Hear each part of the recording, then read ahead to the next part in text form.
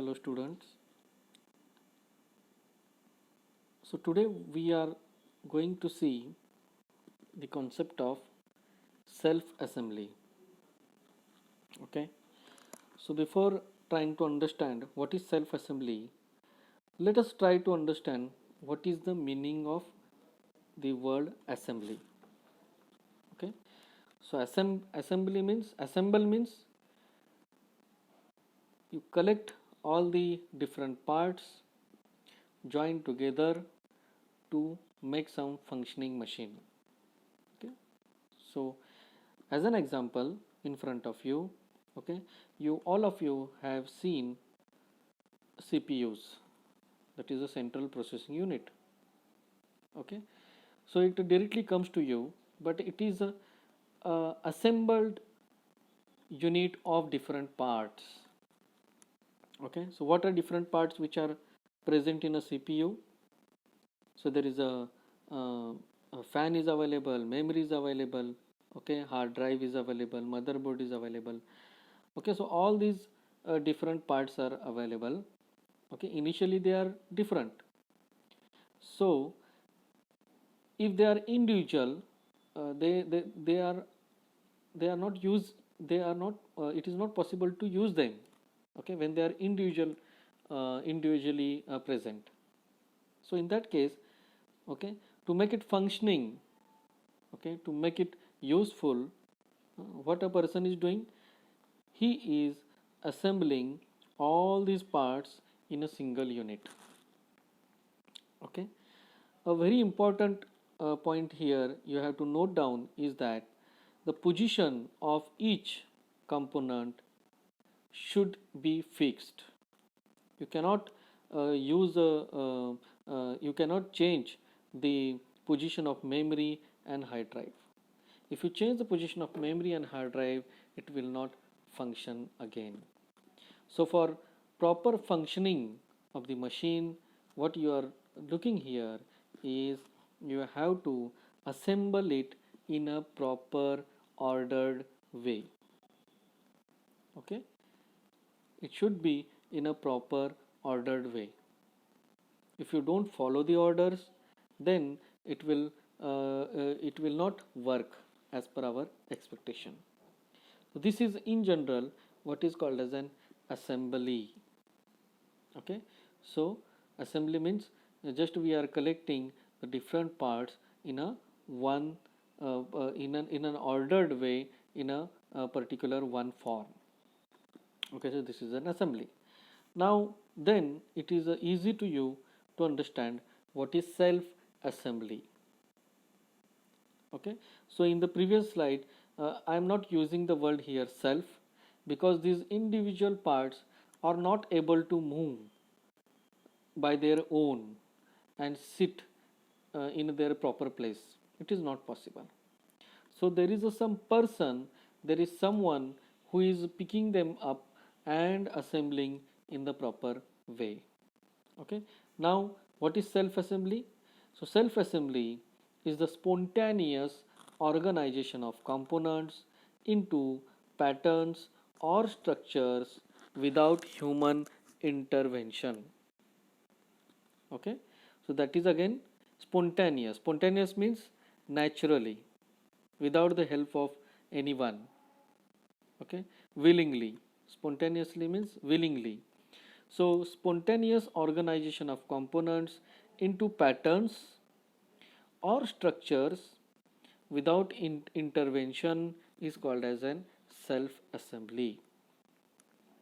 So please keep in mind that we are interested in the self assembly of nanomaterials. Okay, so is it possible to make a pattern of these nanomaterials by using some technique? So yes, it is possible, and that technique is called as self assembly. Okay, now nature, if you see around us, the nature uses self assembly in infinitely different ways. Okay, so whatever is the patterning you see in the flowers, in the leaves, in a particular shape of the tree, Okay, so everywhere you can see it has some different patterns. Okay, so uh, that is created by nature. And what is the way to what is the way of nature to create these patterns is the self assembly. Indeed, the whole of the natural world is self assembled. Okay, so wherever you see that where there is no human intervention, okay, but there is some pattern, then you can call this, you can understand that this is the example of self assembly. Spontaneous organization of molecules. Okay, so this is about nature, but what about our nanomaterials? So spontaneous organization of molecules into stable, structurally well defined aggregates. Now you know what is meaning of aggregation. Okay, at nanometer length scale, okay, is called as an self assembly of nanomaterials. Okay, so suppose initially the molecules are randomly oriented and they are not stable because they are just present in some solution. Okay, but if they spontaneously organize into a stable, because once they organize themselves, then they are not going to move. Okay, so they are stable, structurally well defined aggregates. So you will get some a pattern, some kind of a pattern kind of thing at nanometer scale. So it is possible with the help of the process which is called as an self assembly. So molecules can be transported to surfaces through liquids to form self-assembled monolayers. So if you are able to transport the molecule, one molecule, then another molecule, then another molecule on the surface, okay, and if they assemble in a certain way, okay, if they self assemble in a certain way, then you get a single layer of that molecule. What you will get? You will get a single layer of that molecule, okay, which is self assembled. So we call this single layer of molecule as self assembled monolayers. What we can call it as a self assembled monolayers. The short form is SAM, self assembled monolayer. Now self assembly produces structures in a bottom up approach. Okay, because they are already individual molecules are there, and now what you are doing, you are making a mono layer out of it. So if it forms a mono layer, then we have to call this approach comes under a bottom up approach. Okay, so this is a just introduction to self assembly. Now can we make this kind of self assembly? So yes, okay, a very basic example where all of us have gone through this experience of making bubbles out of a soap solution. Okay, so all of us we have gone through this experience. If somebody of us has not did this, then you can easily do this. Okay, you can easily make this kind of an experiment in your home. Okay, so what is basically here is what you can see is it is a soap solution. Okay, when you take a soap solution, then there is a presence of surfactants which are present in the water. Okay, for making a soap solution, what basically what is happening when what the soap solution contains? So there is a lot of surfactants are present. Okay, and these surfactants are present in the water molecules, in the water. Okay, now what happens when you make a bubble, then you can see that you have to blow it. Okay, once you blow it, an air is got trapped in a soap uh, sphere. Okay, a surface of the soap sphere is formed. Okay, where inside there is an air, and outside of the thin layer, soap layer, there is a air. Okay, so in between there is a surface which is made up of water molecules and surfactants. Now let us try to understand the basic uh, um, formation of a surfactant. Okay, so surfactant has a head and a tail. Okay, so its a head is hydrophilic. Okay, its a head is hydrophilic, so it has a hydrophilic head. Okay, and it has a hydrophobic tail. Okay, so surfactant has a head and tail, but its a head behaves differently with water and its a tail behaves differently with water. Okay, so the head is able to because it is hydrophilic, the head is able to easily get in contact with the water molecule, whereas for the hydrophobic tail, the tail is basically trying to align which away from the water molecule. Okay, so initially these surfactants are present in the liquid. Okay, and so it forms a solution, soap solution. So once you blow it, what happens? The tail, okay, all the tails of the surfactants, they get communicated with the water from the inside and from the outside. Okay, so the surfactants which are in contact with the water from inside, their tail is towards the center of the bubble. Okay, whereas the tail of the surfactant which are present from the outside layer of water, okay, their tail is in the direction of outward direction. Okay, because all the heads are in contact with the water.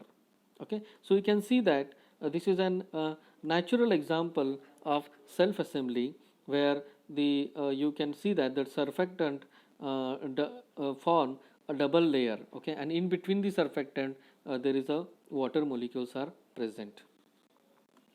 In the above image, again you can realize that, okay, all the tails are they are directed towards the center of the circle, and all the heads are present on the surface of the water. Okay, so this is a surfactant and water, and this is a self assembly process. Okay, because here we are not able to control the head and tail at that level. We are not controlling it. Okay, okay, so they are already randomly available in a solution, soap solution. Just we supply some sort of air, blow, we just blow uh, some some amount of air through that surface, so that it forms a circle. Okay, so this is the process, okay, of self assembly. Okay, so now let us try to understand an example of self assembled monolayer. Okay, so through this example also we are trying to understand how we are able to make a single layer of molecules, okay, which is self assembled. Okay, which is spontaneously assemble itself to form a single layer of molecules. So we call this as a self assembled monolayers. So this is a very famous and popular example of self assembled monolayer. The most studied self assembled monolayer is the adsorption of alkane thiols on gold surfaces. Okay, so what we are trying to make, we are trying to make a self assembled monolayer of alkane thiols. This is a molecule, and we are organizing them on a gold surface. So we are not organizing, basically they self assemble on a gold surfaces. Okay, so let us try to imagine the situation. On the right hand side, I have given you a step by step process how these alkane thiols are getting self assembled on a gold thin film. So figure shows a clean gold substrate is immersed into a solution of zero point 0.1 to 10 millimole per liter alkane thiol in ethanol. Okay, so basically you take ethanol as a solvent, and you are taking alkane thiol as a group, and with the proportion of 0.1 to 10 millimole per liter, okay, you are making a solution. Okay, so you have a thiol solution in a tub. Okay, and now you have a thin film of gold on glass substrate. Okay, so if you have a glass substrate, then you can make a thin film of gold on that substrate. If you want to directly keep a foil of gold, then even it works. Okay, so but what is important, the surface should be of gold atoms.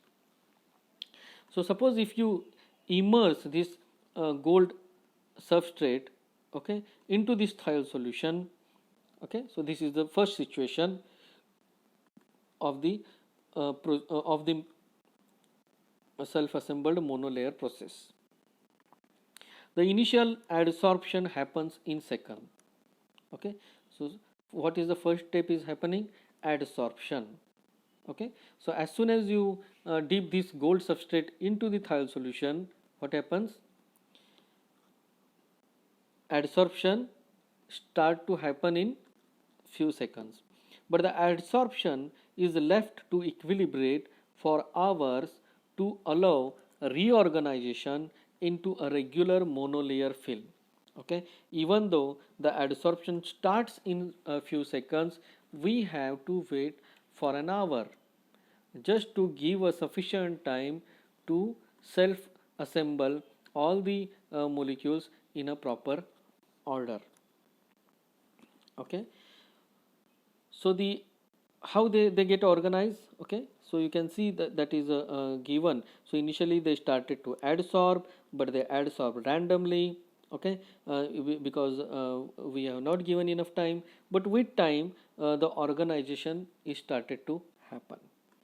So the sh thiol head group, okay, chemisorbs means chemically adsorb onto the gold surface through the formation of strong S gold covalent bond. Okay, so bonding started to happen with this group. Okay, so this thiol head group started to make a bond with the gold, and that is the reason we need a gold surface to organize these thiol groups. Okay, because the bonding is started to happen between these two atoms. The adsorption sites for S head group are at the hollow depression between the three close packed gold atoms. Okay, so how the head groups they adsorb? They don't adsorb with the single gold atom. Okay, they adsorb, okay, at the hollow dispersions between three close packed gold atoms. So you can imagine three balls are you have collected three balls together, and there is a hollow gap is present in between the three balls. So you can make some bonding in between that. It gives some space to get the head position of this thiol group. Okay, so it is able to bond with three gold atoms. Okay, so that is happening, and the hydrocarbon chains are typically tilted 30 degrees from the surface normal. Now because it has to balance itself, okay, because it has some kind of a tail. Okay, this group has some kind of a tail. Okay, so if it want to balance, then once it while it is organizing, okay, the tail is tilted at an angle of 30 degree. Okay, so that is happening spontaneously. Okay, that is happening spontaneously because system finds to stabilize itself, and it finds it gets stabilized at that angle when the thiol group is get attached into the hollow depression of these three close packed gold atoms. Okay, so as I said, these surfactant has two groups. One is the head and another is the tail. So head is going to connect with the gold atoms, and tail is going to tilt in at the angle of 30 degree. It is generally believed that alkane thiol molecules first bind quickly to the gold surface in a lying down manner. Okay, so they are lying down manner, they quickly get adsorbed on the gold surface. But when the adsorb molecules are dense enough on the surface, the alkyl chains interact with each other. So initially there is no interaction because they are trying to find their space first. Okay, it is the situation is something like, okay, the situation is something like, suppose there is a room and there are 50 chairs, and I allow them to go inside and just sit. So what you all do, you first go there and try to catch your seat. Okay, once you get your seat, then you start to talk with each other, who is just on my right hand side, who is just my left hand side. Okay, so initially there was no interaction while finding the chair, but once you find the chair, then you started to interact, who is in front of me, who is in back of me, where is the other person is sitting, where is my friend is sitting. Okay, so this is happening once you get the chair. So something is similar type of thing is happening here, because the thiol groups, when we initially they randomly go and adsorb, but once they large number of these thiol groups get their position, then they started to interact among themselves. Okay, they finally adopt an energetically more favorable position in which the alkyl chains are aligned in parallel to each other. This is what is happening once they interact with each other. Okay, they talk to each other and they fix their positions. Okay, so everybody is happy now. Okay, so in that sense, finally they find a favorable position in which the alkyl chains are aligned in a parallel to each other with their chains fully extended. So all the chains are in the upward direction, fully extended, having an angle of 30 degree. So that is what you can see in the right hand side image. And over time, the islands of adsorbed molecules merge and full coverage of the SAM is obtained. So with time, if you allow sufficient time, then all the surface of this substrate, okay, which we have inserted, it have only one monolayer of thiol groups, and that we have prepared with the process of self assembly. So we call this as a self assembled monolayer. Okay, so this is the way how you are able to make a self assembled monolayer using some nanomaterials, okay, for some kind of application. Now let us try to understand what is colloids. Okay, because our aim is to understand, is to prepare the nanomaterials, is to synthesize the nanomaterials by bottom up approach. Okay, we are trying to understand the different ways by which we are able to make the nanomaterials by bottom up approach. So this is a one way where we call it as a colloids. So what is the meaning of colloid? I think it is these terminologies are well familiar to all of you, as all of you have the subject learned the subject of chemistry. Okay, so I am not going in the details of it, but quickly we can just remind ourselves that how the colloids are different from other solutions.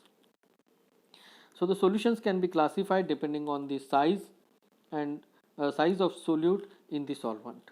Okay, so what is true solution? So the dispersion of particle when it is less than 1 nanometer in liquid, so we call this as a true solution. So example is the sugar, lactose, minerals, vitamins.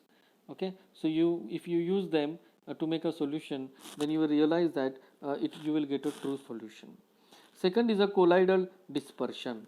Okay, it is also called as a SOL. Okay, that is a colloidal dispersion. So the dispersion of particle sizes between 10 to 100 nanometer in liquid, then the solute and solvent are replaced by dispersed phase and dispersion media. So if this is the case where the size of the particle lies in the range of 10 to 100 nanometer in liquid, then we call this as a SOL. Next example is a suspension. Okay, so that is second one is what? Colloidal dispersion. So that is what colloids. Okay, the next one is a suspension. So in suspension, what is the dispersion of particle size greater than 100 nanometer? Size is bigger. If the size is bigger, then we call it as a suspension, and we don't call it as a colloid. Emulsion. So if liquid system, okay, both because there is no particle. One is first is liquid and another is also liquid. Hmm? But they are of different natures.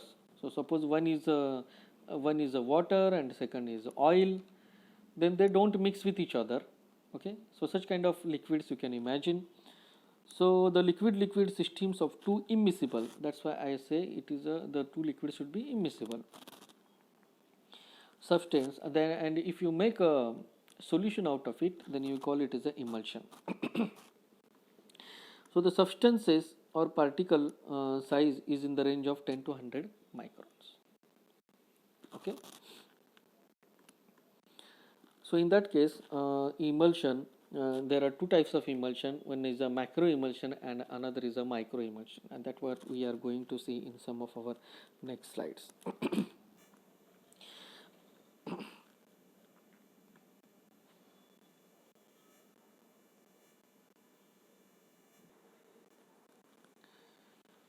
So colloidal methods. So colloidal chemical methods are some of the most useful, easiest and cheapest way to create nanoparticles. Okay, so one of the method by which we are able to make nanomaterials is a colloidal method, and as you can see that the colloidal chemical method are most useful, okay, easiest and cheapest way to create nanoparticles. Okay, so that we will see in some of our example. Okay, now colloidal methods may utilize both organic and inorganic reactants. Okay, so the initial precursors, okay, the initial materials what you require, you can use in the form of organic or inorganic reactants. Typically a metal salt is reduced, leaving nanoparticles evenly dispersed in a liquid. So it is possible that if you can use a metal salt, you are able to make the nanoparticles of that metal by the process of reducing process. Okay, aggregation is prevented by using a stabilizing reagent that cost the particle surfaces, that coats the particle surfaces. So aggregation we want to prevent. Okay, now for certain extent we allow them to grow, but once they grow we don't want to further grow, because we want nanomaterials, we don't want just a material. Okay, so particle sizes range from 1 to 100 nanometer and are controlled by the initial concentrations of the reactants and the action of the stabilizing reagent. So that is what a very important aspect is, to control the particle size. And we are interested in nanoscale, that is 1 nanometer to 100 nanometer. So that you can control by initial concentration of reactant.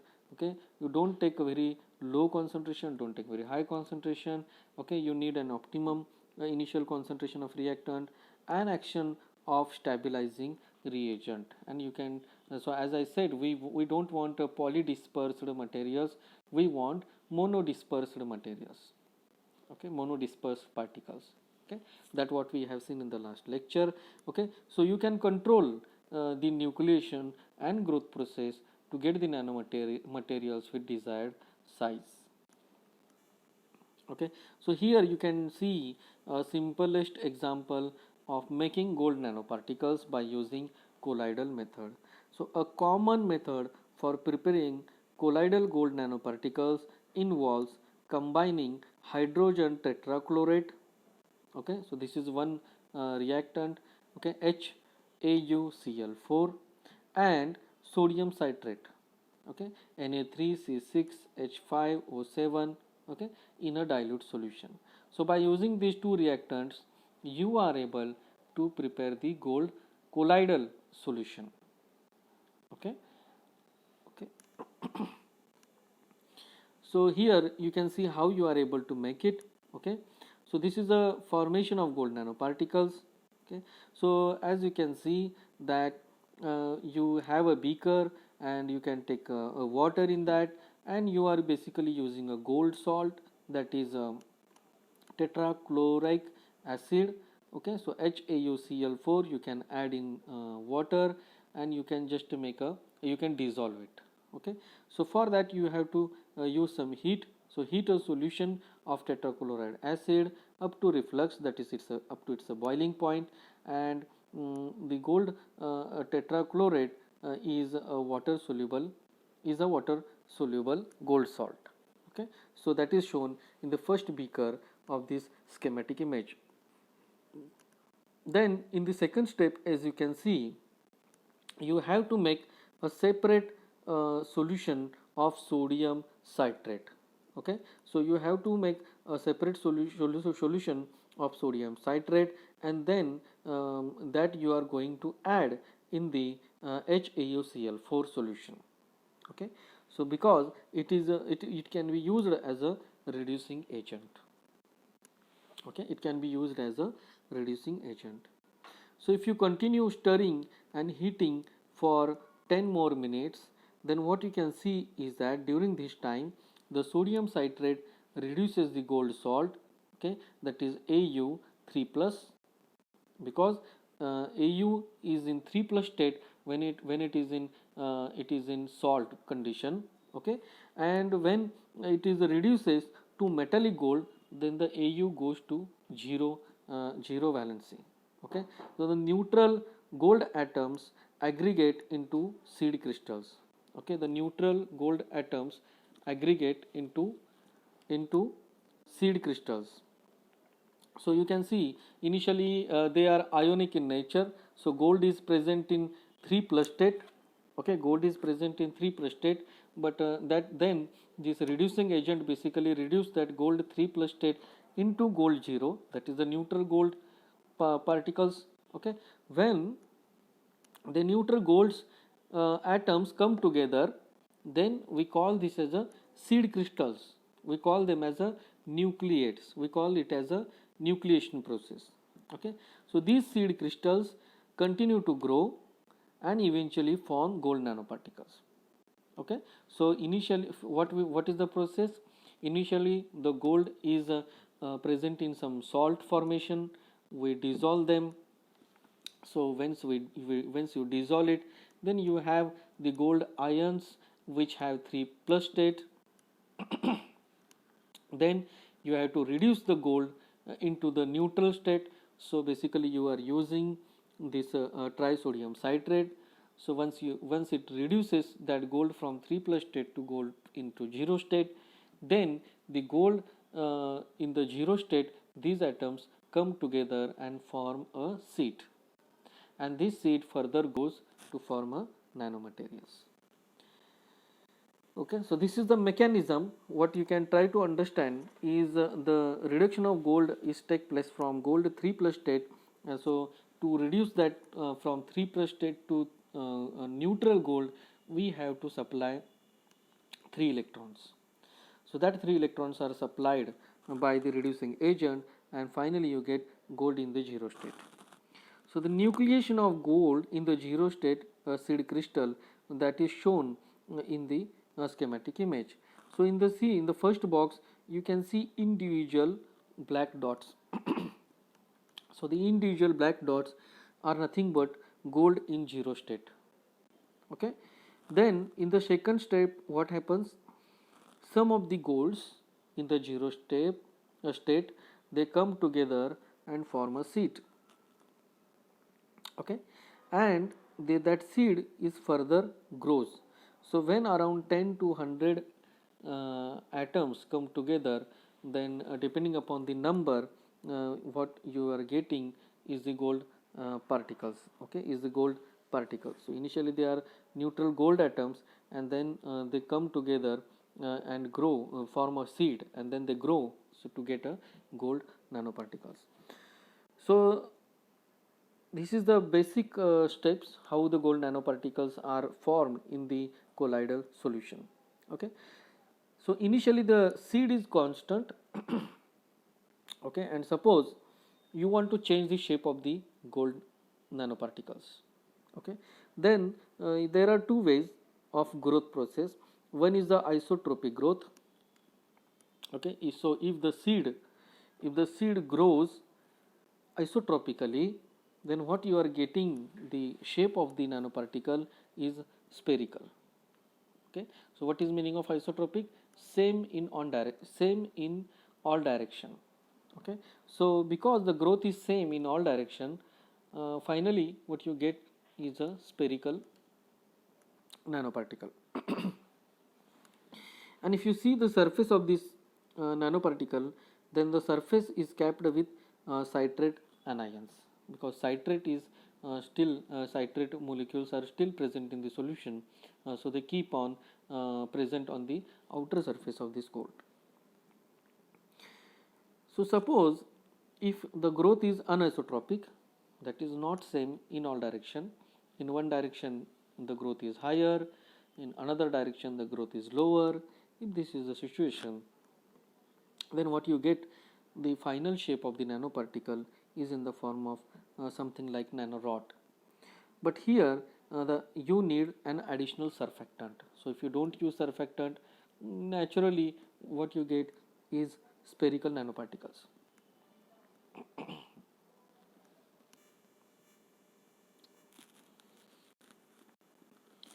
So as if you want to change the shape from spherical to something else, then what you have to do is you have to add some additional surfactant so that it will grow the material in different direction.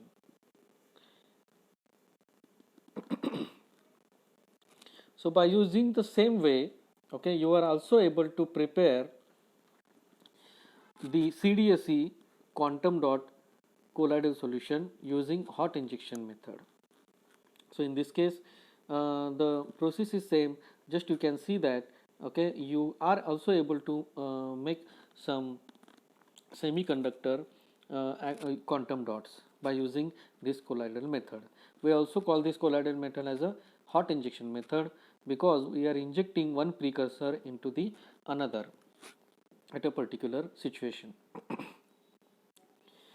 So you can see in the first step, the selenium powder is dissolved in tricyclophosphine, that is a TOP, okay, with the assistance of heat gun after the mixture had been degassed and protected with argon gas. Okay, so you have selenium based TOP as a reactant, okay, and you can make a solution out of it. And because in the final product is a CDSE, we don't want any kind of oxygen. Okay, so basically we are using argon gas, okay, just an inert atmosphere to take out any oxygen, and we want this reaction in inert gas. Okay, so we are using argon gas in the during the reaction. Okay, and you can see there is an injection which is just inserted in the solution. Okay, and we are using a specific gun to increase the to heat the solution. Okay,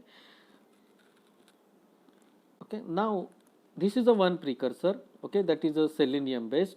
Okay, now we need to use another precursor which is cadmium based. So the cadmium precursor, okay, that solution has been degassed and protected with argon gas. Now this is a one solution on one side.